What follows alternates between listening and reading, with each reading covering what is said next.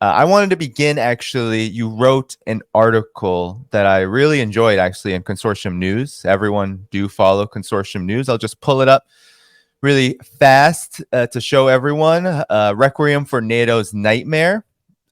Sort of a nod to an interesting movie, Requiem for a Dream. I don't know if anyone saw that movie, but this article I thought really covered a lot of ground following the NATO summit debacle in Lithuania.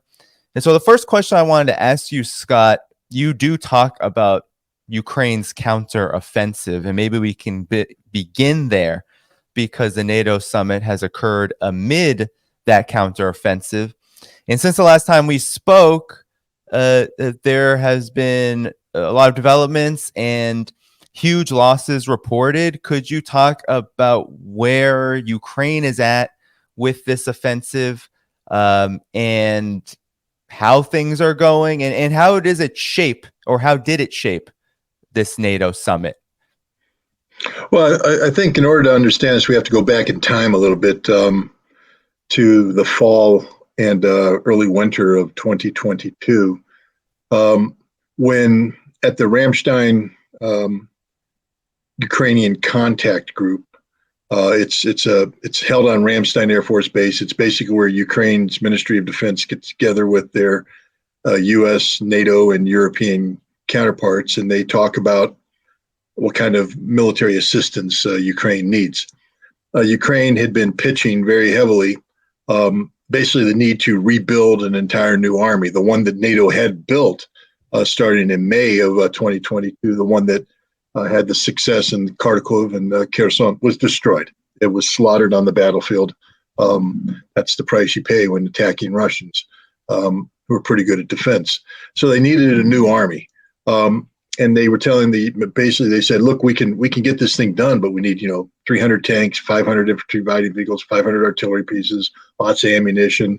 Well, the one thing they didn't say they needed were F-16 fighters. I'll just point that out. General Zaluzhny in December told The Economist, I'm not talking about F-16s, just give me what I need and I can do what I need to do. And so NATO did a lot of wrangling. There was a lot of hemming and hawing. Are they going to provide Leopards? Are the Germans going to provide Leopards? Who's going to, be the first one to put tanks on the table?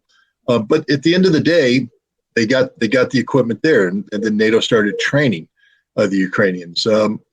The hope, I think, was that Ukraine would start this counteroffensive sometime in early May, but they weren't able to. I think a combination of weather and just getting the resources they needed, assembled into to the front. They were able to start this counteroffensive on June 8th. There were a lot of pressure from NATO because NATO had put a lot of markers on the table, so to speak, saying, okay, we're going to do this, but you need to accomplish that. Because I think there's growing fatigue in NATO, sort of Ukraine fatigue. The bottom line is NATO stripped its arsenal bare. There's really not much left for them to give without really, eating into the meat of NATO itself, reducing NATO's combat efficiency. And some would say, in certain nations like Germany, that they have already done that. That Germany has basically made itself incapable of carrying out large-scale ground combat in Europe type operations. They don't have the resources to do that. And even nations that claim to have it, they'll run out of ammo in a week, 10 days, less, including the United States, by the way. So people are telling Ukrainians, there's really not much more we can do for you. This one, you really have to get something done. You need to hurt the Russians so badly that they will sue for peace. And we need you to do it, here's the big one, in time for the Vilnius summit. Now, the important thing about this is that if you take a look at the Russians, they have never been calendar driven. The Russians have never once said, we need to take X by Y. They just say, we need to take X. And when we take it, we take it. NATO, on the other hand, has put these artificial time constraints on Ukraine, saying you need to have this big, thing done by July 11th. And as a result, the Ukrainians basically they advertised what they were going to do in December 2022, General Zaluzhny said, we need to march 84 kilometers to Melitopol, which is a city in the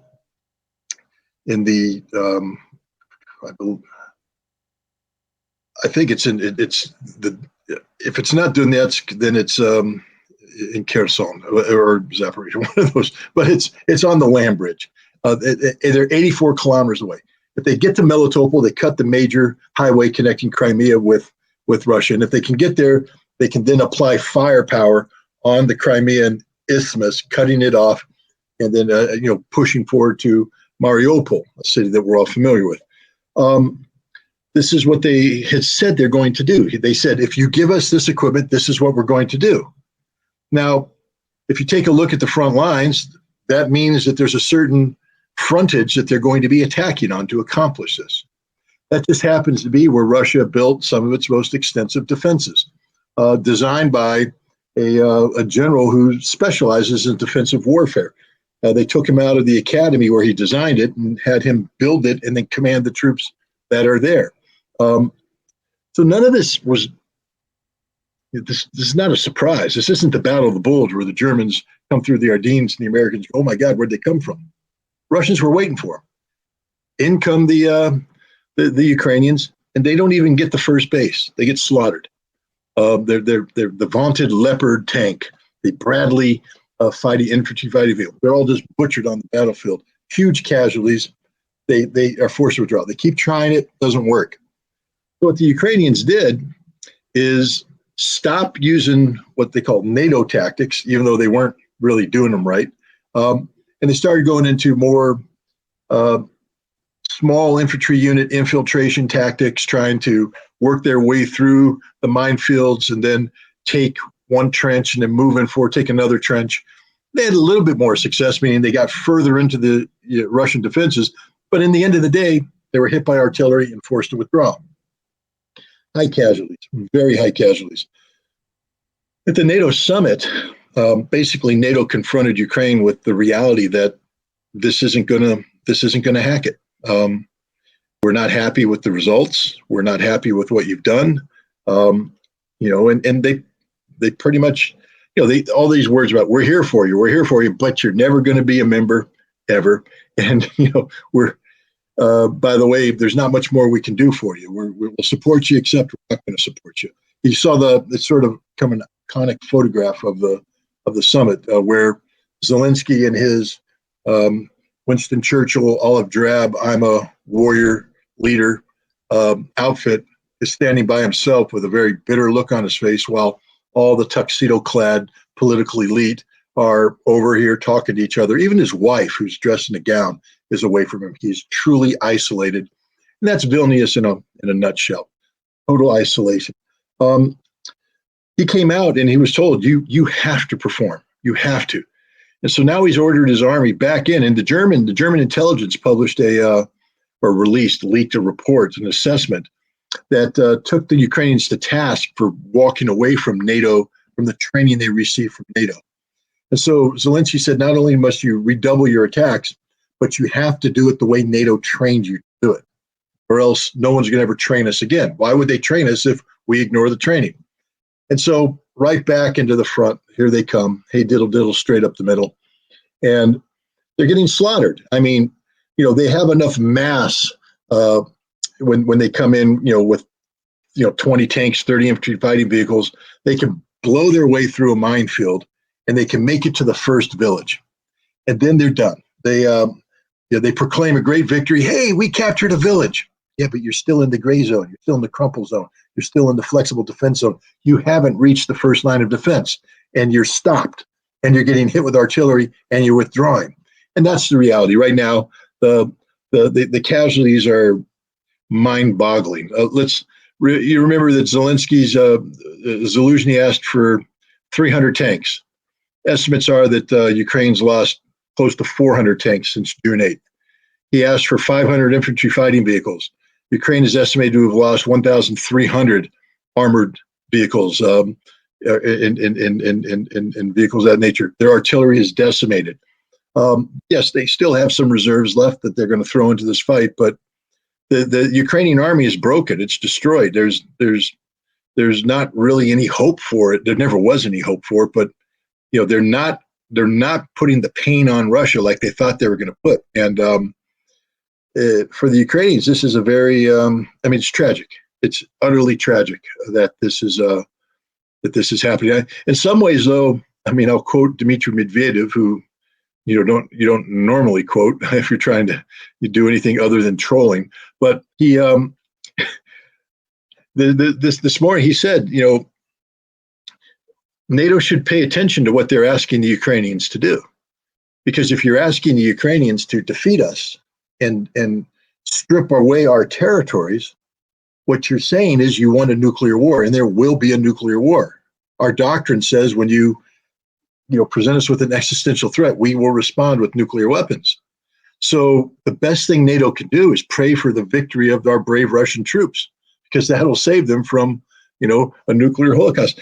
And he's right. He's 100% right. The good news is the Russians are winning. So there's no worry about Ukraine stripping away Russian territories and Russia having to use nuclear weapons. But it just shows you how utterly stupid this entire conflict is, and how ill prepared the West is to deal with, what's happening and what's going to happen. You remember Jan Stoltenberg, the Secretary General, has been saying for some time now that the defeat of Ukraine will be the defeat of NATO. Well, wake up, NATO! You just got beat. You've been beat. Now, what are you going to do about it? Do you want to go to war with what? You have nothing left. You gave everything to the Ukrainians. It's been chewed up. You talk big about how much money you're going to use to invest in building the military. Where's the money coming from? German economy's in free fall. French economy's in free fall. The British economy's in free fall. The Italian economy's treading water. Where's the money going to come from? With what industrial capacity? You can't afford the energy, which means you can't afford the production processes necessary to smelt the steel you need to produce these weapons. You don't have access to the raw materials. Literally, Europe lives in this fantasy world of expectations that are not going to be met by reality. Well, those are all very good points. I want to pull back up the article because you had, I think this is really well said. You said Ukraine will never be the same after this war ends. Neither will the NATO alliance. Having defined the proxy war it's waging in Ukraine against Russia in existential terms, NATO will struggle to find both relevance and purpose in the post-conflict world. And that the Vilnius summit on July 11th and 12th in many ways represented the high water mark of Europe's old order. And it's the requiem of a nightmare of Europe's own creation, the death of a nation, the nullification of a continent, and the end of an order which had long ago lost its legitimacy. Could you elaborate on these points, perhaps? Because I think that's very well said. I think it certainly hits the mark of what's going on. But yeah, if you could elaborate on that. Well, certainly. When we speak of Europe's order, it's an order that was manufactured in the aftermath of the Second World War, especially Western Europe. It was manufactured out of the ashes of Germany's defeat and the consequences of that defeat, meaning, France had been occupied, fought through, destroyed. Italy, bombed. The lowlands, the Benelux countries, devastated. England itself in ruins. Norway, occupied, devastated. Europe lay in ruins. And, through the Marshall Plan and through, NATO, the United States was able to not only rebuild Europe, but bring a certain relevance to Europe. Europe had a purpose now, purpose-driven existence, which was to stand up against the evil of the Soviet Union, of communism. An iron curtain had descended upon Europe, if you remember Winston Churchill's Fulton, Missouri speech in 1946. And so this is the order. And then this order, it's what the United States calls the rules-based international order. And Europe bought into it. Europe is part of the rules-based international order. The G7, the group of 7 nations is, primarily European. If you take a look at, who runs the IMF, the World Bank, et cetera, heavy European presence. Europe is dominating the world as sort of the puppet of the United States, which is, of course, sits at the top of the pyramid. This is the old European order. And it's modified at the end of the Cold War. A couple things happened. One, Europe needs to make a decision. Where are they going to go with the Soviet Union gone? What is Europe going to look like? They could have opted to be part of a change, a process of change that would adapt to a new world order. They didn't. They opted to continue the old regime. They continue the rules-based international order, to continue promoting American hegemony.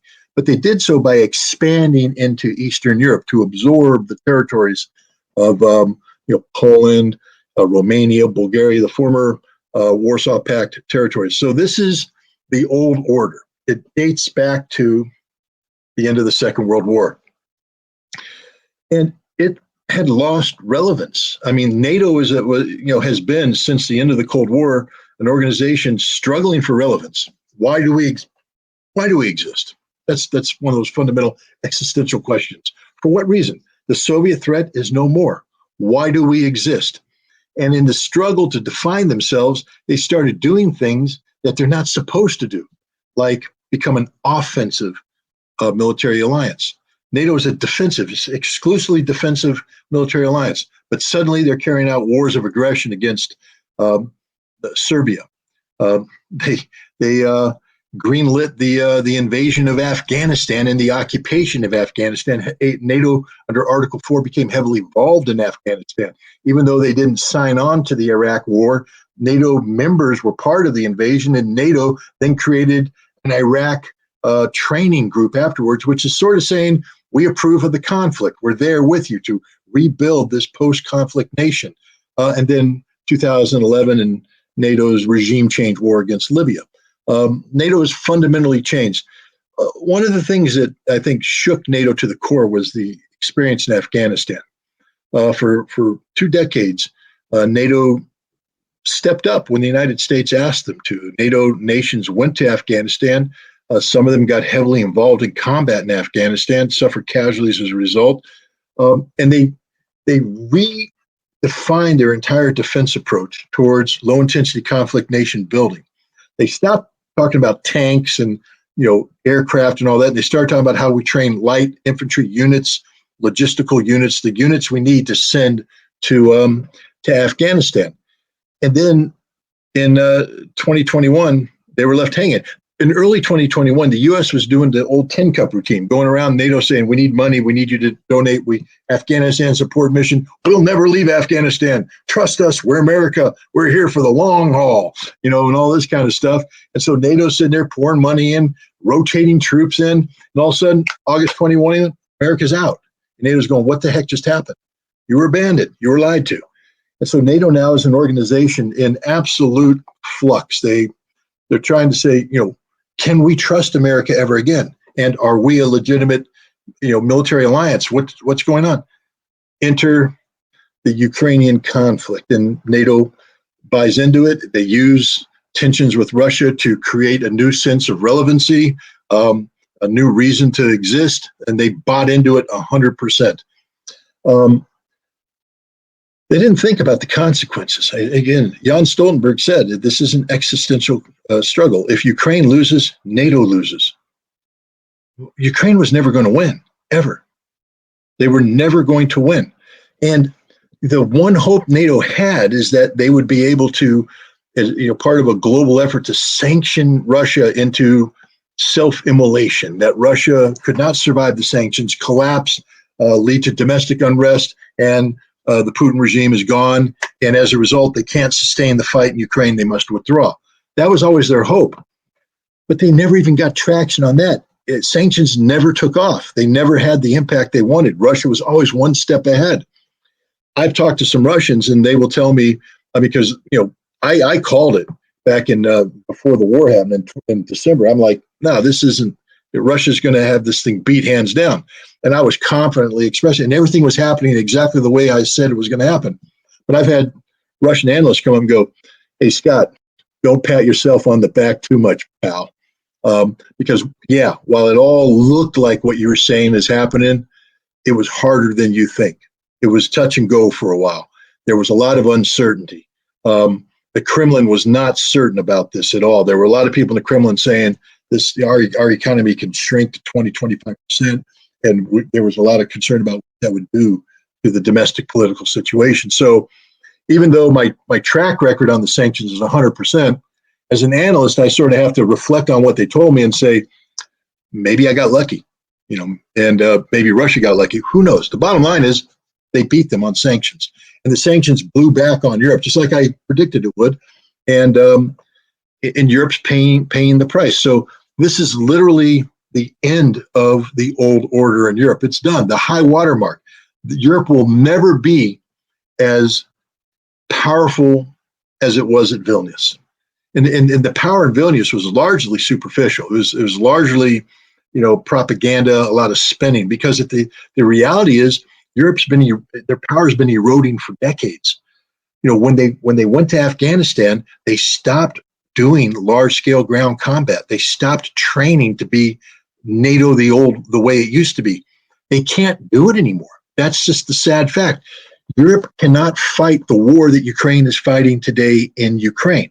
The Ukrainian army is literally the second most powerful army in Europe. If the Ukrainians stopped fighting the Russians, pivoted, and started heading west, they could blow through Poland like that and be in Berlin in a couple of weeks, and there's nothing the Poles or the Germans could do to stop them. Nothing, because they don't have militaries capable of doing this kind of fight. Not at all. The only army that can stand up to Ukrainians right now is the Russians. And it's not easy for the Russians. This is hard work that the Russians are doing. But so that's what's going on. Ukraine. Ukraine is an interesting nation with an interesting history, and we're not going to get into that right now. But what I will say is that Ukraine had been positioning itself to be an important agricultural center, important industrial center. It was, important to Russia, important enough for the collective West to try and strip it away from Russia, part of their plan of bringing Russia down. But Ukraine had a vision for how it would interact with the West, and the West indeed was looking for how to integrate Ukraine. The Ukrainian nation's done, finished. It will never be what it was, ever. I mean, they've lost Kherson, Zaporizhia, Donetsk, and Lugansk. They will never get that back. They will never get Crimea back.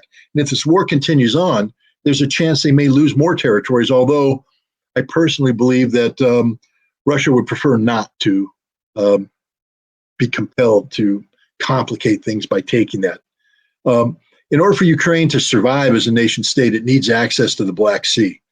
And so Russia stripping Odessa away from Ukraine would be a horrible blow to the Ukrainian nation. The people of Odessa, it's historically a Russian city, but and many of the population would like to be part of Russia, but getting Russian troops in Odessa in the numbers necessary to control it, it's not that easy. The bridge is down in Kherson. Basically, the Russians are going to have to take Kharkov, then pivot, come down the right bank of the Dnieper, and then get into Odessa that way. And that's going to require, frankly speaking, more troops than they currently have. Russia has sufficient troops right now to do what they're doing, which is to defeat the Ukrainian army on the totality of the length of the line of contact. But what happens when Russia starts pushing in? You start creating those bulges. Those bulges require troops, not only along the line of contact, but in the depth, especially as you move into territories where you might have populations that will be hostile to Russia. So it's not as easy as just drawing a big arrow on the map. And Russia doesn't have those resources. But nonetheless, Ukraine can't keep this fight up indefinitely. It's not just that Russia might take Kharkov and Odessa. There's talk right now that Poland might carve out or seek to carve out Western Ukraine, Lvov. And if they do that, then the Hungarians have some claim on the Carpathians. The Romanians have some claim. The knives are out. Ukraine's getting carved up. And what's going to be left? Ukraine has committed suicide, national suicide. So that's what I meant by that. It's the death of Ukraine. It's the end of the old European order. Now the question is, what's going to emerge from this? What the future is going to hold? And the bottom line is, Europe's going to have to learn to live. Also, I don't know if you saw what just happened today. I alluded to it in my article, but I didn't see that it was going to be Hungary that would sink the Swedish NATO dreams. But the Hungarian parliament just said, thumbs down, ain't going to happen on our watch. And that's it. Sweden's done. Turkey was going to consider it sometime in October. They just made this easy for Turkey because now Turkey feels no political pressure at all. So this unified NATO isn't unified at all. It's a fractured NATO. Another reason why Turkey may not approve it is that they were promised F-16 fighters, sort of a bribe to bring it in. But looks like Biden's reneging on that promise. Why? Because Greece is concerned. Why is Greece concerned? They're a NATO member, aren't they? Well, Greece and Turkey don't get along, and Greece is worried that Turkey will use those F-16s to go to war against it. Wait a minute, that's a NATO country going to war against a NATO country. What happened to NATO unity? I thought NATO was one big happy family. They're not. They're not, and that's what I meant by high watermark. This is it, guys. The beginning of the end. As the European elite start to get replaced, and they're being replaced as we speak. We see one after another. The political elites are getting voted out of office. New blood's being put forward. I think this is going to fundamentally change Europe. Their economies have to adapt. They're going to have to adapt to the new geopolitical reality of Russia. France is in big trouble right now, not because of Russia, that was always the case, but because of Africa. France is going through an existential crisis in Africa that, if you know anything about how the French economy works, you have to understand that the French economy is getting gutted as we speak, as they lose their colonial base in Africa. So, France is in trouble. Germany's tanking. Italy's in crisis. It's over for Europe. Literally. I mean, it would always be there. It's on a map. It exists. These countries exist, but the day of European grandeur is finished. And gradually, Europe's going to be losing its global relevance. It used to be that the G7 meant something, but the G7 is supposed to be the world's 7 most influential economies. Well, who's not in the G7? China, Russia, India. You know where they are? They're in a thing called BRICS. And BRICS apparently is going to be, they've already exceeded in terms of their purchasing power parity. Adjusted GDP is already above that of the G7. But soon you're not even going to have to play that game because all the economies of the G7, with the exception of the United States, apparently, are tanking. Thank you for tuning in to my latest video. I appreciate all of your support. This channel, however, needs your help. I am seeking to make this channel more sustainable in the long term and upgrade necessary equipment to ensure that this work continues onward and makes progress to give you all of the geopolitical analysis that you all deserve. For that reason, I'm asking you to become a member of my Patreon community at patreon.com/DannyDhaiphong. You can find that link in the video description or in the pinned comment below. For whatever amount you choose to give, just know you are supporting independent media that you can't find anywhere else. Thank you so much, and I look forward to the next video.